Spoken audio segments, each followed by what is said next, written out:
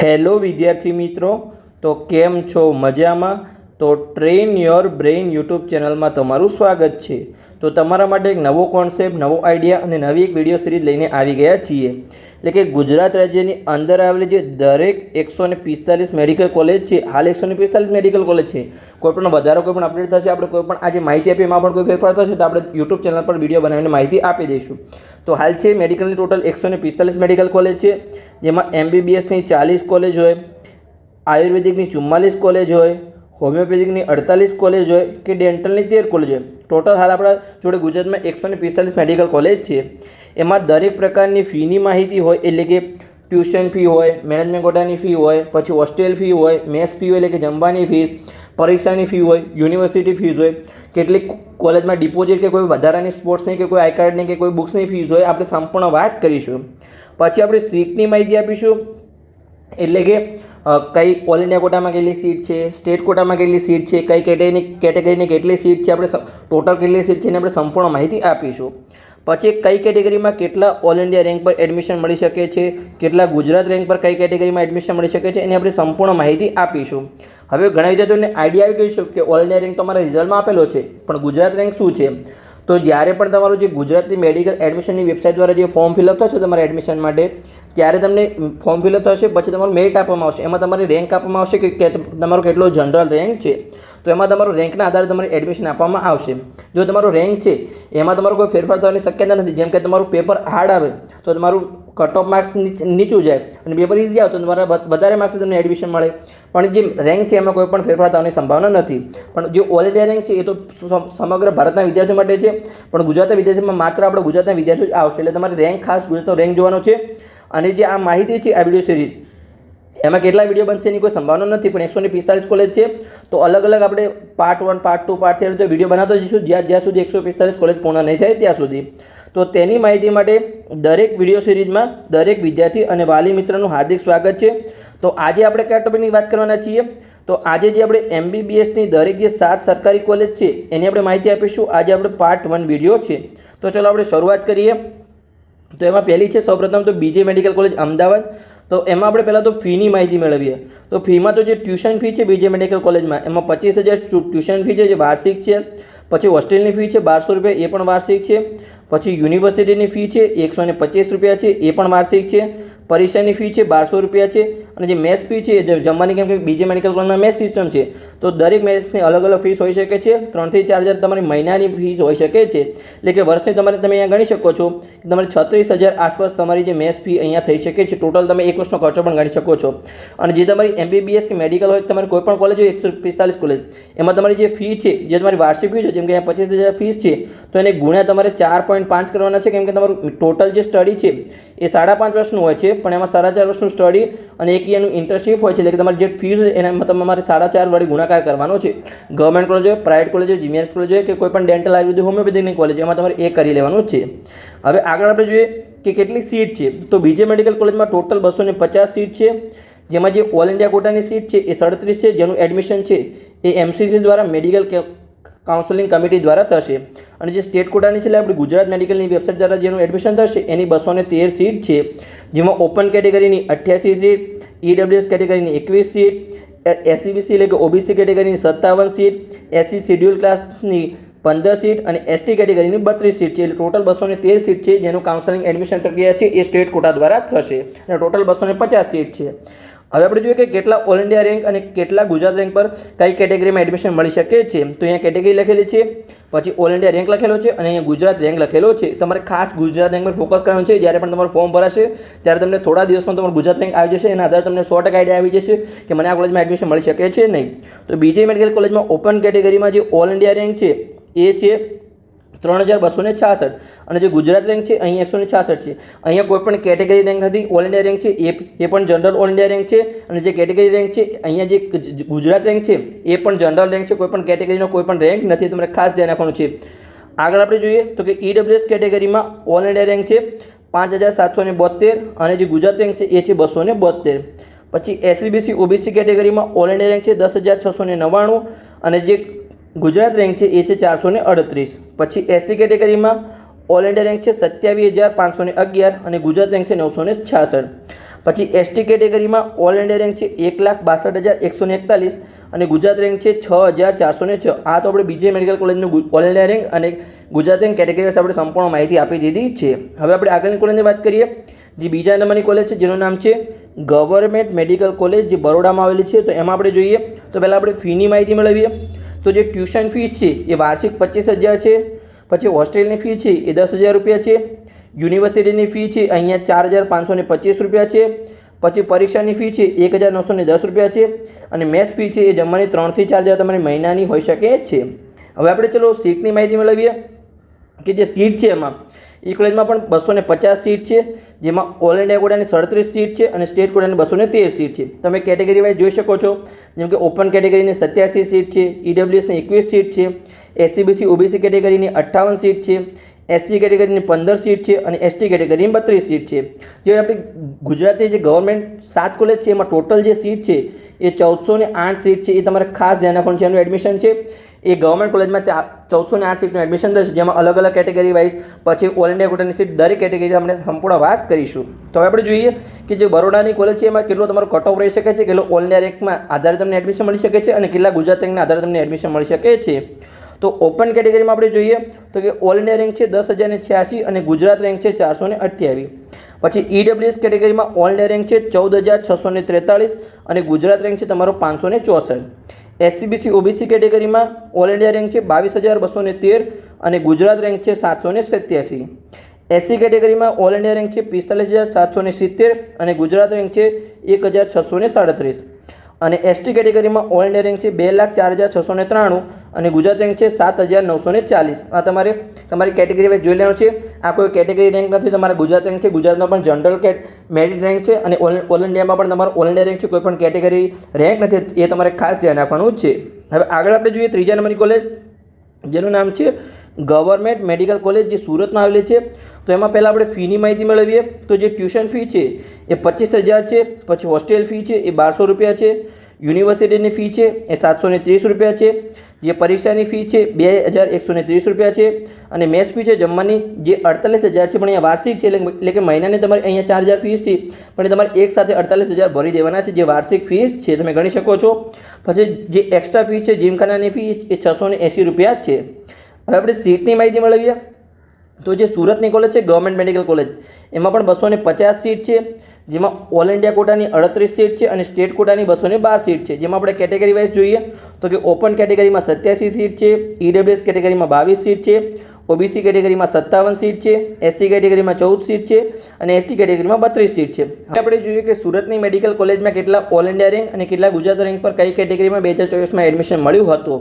હવે જે તમારો રેન્ક છે તો સમાન રહેવાની સંભાવના છે. 2024 કે 2025 થોડો ફેરફાર આવવાની સંભાવના છે, પણ મેક્સિમમ તો સેમ જ રહેશે. તમારા માર્ક્સમાં વેરિએશન આવી શકે, જેમ કે દરેક કોલેજમાં 120 માર્ક્સનો કટ ઓફનો ઘટાડો થઈ શકે છે, પણ તમારો રેન્ક તો સમાન જ હશે. ઓલ ઇન્ડિયા રેન્ક હોય કે કેટેગરી રેન્ક હોય, ગુજરાત રેન્ક હોય. ચાલો આપણે વાત કરીએ કે જે કેટેગરી પ્રમાણે ઓલ ઇન્ડિયા રેન્ક અને ગુજરાત રેન્ક. તો આપણે સુરતની કોલેજમાં જોઈએ તો કે ઓપન કેટેગરીમાં ઓલ ઇન્ડિયા રેન્ક છે 15,003 અને ગુજરાત રેન્ક છે 580. પછી ઈડબ્લ્યુએસ કેટેગરીમાં ઓલ ઇન્ડિયા રેન્ક છે 18,803 અને ગુજરાત રેન્ક છે 688. પછી એસસીબીસી ઓબીસી કેટેગરીમાં ઓલ ઇન્ડિયા રેન્ક છે 28,286 અને ગુજરાત રેન્ક છે 999. એસસી કેટેગરીમાં ઓલ ઇન્ડિયા રેન્ક છે 65,554 અને ગુજરાત રેન્ક છે 2,398. એસટી કેટેગરીમાં ઓલ ઇન્ડિયા રેન્ક છે 2,36,223 અને ગુજરાત રેન્ક છે 8,910. તો આપણે તમારે મેઇનલી ફોકસ ગુજરાત રેન્ક પર કરવાનું છે. જ્યારે પણ તમારું ફોર્મ ભરાય, મેરિટ આવે, ત્યારે તમારે અહીંયા વિડીયો આવીને જોઈ લેવાનું છે કે કેટલો રેન્ક હતું, કેટલા રેન્ક પર કઈ કોલેજમાં એડમિશન મળ્યું હતું. તમને 100% આઈડિયા આવી જશે કે મને આ કોલેજમાં એડમિશન મળશે કે નહીં. તમારે ખાલી માત્ર નજીવો 2 થી 3 રેન્કનો ફેરફાર થઈ શકે છે, એનાથી વધારે કોઈ ગુજરાત રેન્કમાં ફેરફાર થશે નહીં. ઓલ ઇન્ડિયા રેન્કમાં ઘણો બધો ફેરફાર થઈ શકે છે, પણ ગુજરાત રેન્કમાં ફેરફાર થશે નહીં. તમારે ખાસ જોઈ લેવાનું છે. હવે આગળની કોલેજ વાત કરીએ એટલે પહેલાં હજુ સુધી તમે પેડ કાઉન્સેલિંગમાં ના જોડાય તો જોડાઈ શકો છો. જે મેડિકલ એડમિશન પ્રક્રિયા 2025 માટે જે આપણી ચેનલ છે train your brain YouTube channel દ્વારા પેડ કાઉન્સેલિંગ માટેના 2 પ્રકારના પ્લાન તૈયાર કરવામાં આવ્યા છે. જે આ 2 પ્રકારના પ્લાન છે એ મેડિકલ એડમિશનના 4 કોર્સ માટે લાગુ પડે છે. એટલે કે તમારે MBBSમાં એડમિશન લેવું હોય, BDSમાં એડમિશન લેવું હોય, એટલે કે ડેન્ટલ, BMS આયુર્વેદિકમાં એડમિશન લેવું હોય કે BHMS હોમિયોપેથિકમાં એડમિશન લેવું હોય, 4 કોર્સ માટે આ સમાન જ 2 કાઉન્સેલિંગના પ્લાન લાગુ પડે છે. એમાં આપણે જોઈએ તો કે જે પ્લાન એ છે, પ્લાન એ બેઝિક પ્લાન છે, જેની કિંમત છે 2,499 રૂપિયા. જેમાં તમને ગુજરાતના મેડિકલ એડમિશન પ્રક્રિયાની દરેક માહિતી મળશે, પછી દરેક કોલેજની દરેક પ્રકારની માહિતી મળશે, જેમ કે ટ્યુશન ફી, હોસ્ટેલ ફી, સંપૂર્ણ તમને કોલેજની ફેસિલિટી જેવું છે તમને વોટ્સઅપ ગ્રુપમાં દરેક માહિતી આપવામાં આવશે. પછી શિષ્યવૃત્તિની માહિતી હોય કે શૈક્ષણિક લોનની માહિતી હોય, દરેક પ્રકારની માહિતી તમને વોટ્સઅપ ગ્રુપમાં મળશે. પણ પ્લાન એમાં નુકસાન એ છે કે આ પ્લાનમાં તમે કોઈ મેસેજ અથવા કોલ દ્વારા કોઈ પણ તમારો પર્સનલ પ્રશ્ન પૂછી નહીં શકો. માત્ર તમને વોટ્સઅપ ગ્રુપમાં ઇન્ફોર્મેશન મળશે. આ વોટ્સઅપ ગ્રુપની ઇન્ફોર્મેશન આધારે તમારે જાતે કાઉન્સેલિંગ કરવું પડશે. આમાં તમને ફોર્મ પણ નહીં ભરી આપવામાં આવે, ચોઇસ ફિલિંગ પણ નહીં કરી આપવામાં, ખાલી તમને વોટ્સઅપ ગ્રુપમાં ઇન્ફોર્મેશન આપવામાં આવશે.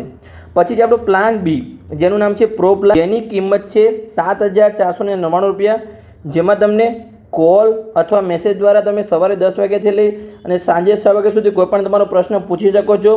ગુજરાતી મેડિકલ એડમિશન પ્રક્રિયામાં તમને પૂરો સપોર્ટ મળશે. પછી મેડિકલ એડમિશન પ્રક્રિયાનું ફોર્મ પણ અમે ભરી આપીશું, ચોઇસ ફિલિંગ પણ અમે કરી આપીશું. તમારે કઈ કોલેજમાં એડમિશન લેવું છે એના આધારે ચોઇસ ફિલિંગમાં પ્રેફરન્સ લિસ્ટ પણ અમે તૈયાર કરી આપીશું. એટલે કે તમારી પૂરી મેડિકલ એડમિશન પ્રોસેસની જવાબદારી અમારી રહેશે પ્લાન બીમાં.